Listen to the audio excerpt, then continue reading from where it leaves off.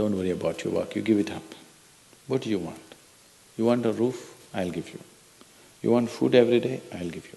All you have to do is just sit in one place and be blissful. I will feed you for the rest of your life. Can you do? No, you want to mess up something every day. People say they're only working for a living. I said, don't worry, I'll give you shelter, I'll give you food every day, no problem. All you have to do is, I want to see tears of blissfulness every day. That's all the requirement. You don't have to do any work, you don't have to serve me, you don't have to produce anything, nothing. Just sit here blissfully, we'll feed you, we'll worship you. No. So the problem is not in your work, the problem is not in your life, the problem is not in the world that you live, the problem is just that you have not done the necessary things for this one to flow through this effortlessly, beautifully. The necessary work has not been done and we are just hoping it'll happen by accident. It doesn't happen by accident. Lot of people in the world think United States of America is heaven. But people who live here don't think so at all. Isn't it so? Isn't it? A lot of people in the world are dying to get an entry into the country. You open up the southern borders, 10 million people will enter tomorrow morning because they think this is heaven. But you are not experiencing it that way, isn't it? You are not experiencing this as heaven because hell and heaven is not a geographical place. Hell and heaven is what you make out of yourself, isn't it?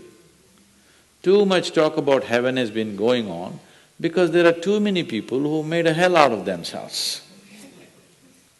If you had made a heaven out of yourself, would you talk about going to heaven? If you sit here and you're feeling ecstatic right now, would you aspire to go to heaven, I'm asking? Once it happened, early 20th century, an Orthodox Greek church, a bishop from that church, you know, Orthodox Greeks have their own separate church, they have their own pope who lives in Turkey, you know this? So a bishop from this order had heard so much about Indian mysticism and he wanted to go to India, but he never got around to make it because he had to serve the cloth that he wore. And after 60 years of age, when he is semi-retired, he got the opportunity and went to India. So he came to South India, near where we are, and he wanted to meet a mystic, a yogi. So somebody said, go up this mountain, near a cave, there is a yogi sitting, you can go. So our man went, plodded up the mountain, halfway up and went.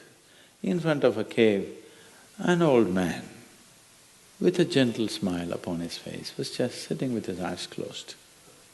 So the bishop went and prostrated. He cannot do it, he is not made for that. But they had told him, if you go to India, you have to crawl.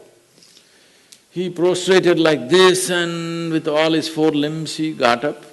The yogi looked at him with amusement. Obviously, he has never prostrated anywhere before. And he smiled. Then the bishop said, I am like this, I am a bishop. I have served in the church for so long, but I have a few questions, can you answer? The yogi smiled and said, yes, please, whatever the question. Then the bishop asked, what is life? At the age of 60. What is life?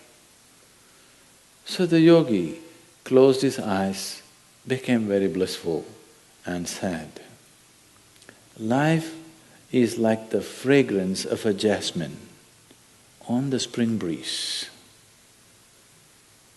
And tears of blissfulness flowed out of his eyes as he was saying this. Then the bishop said, no, no, no. Our Pope has told us life is like a thorn and we must renounce it. And even symbolically, Jesus himself wore a crown of thorns. So, how come you say this? Our Pope says otherwise. The yogi looked at him, smiled and said, well, that's his life.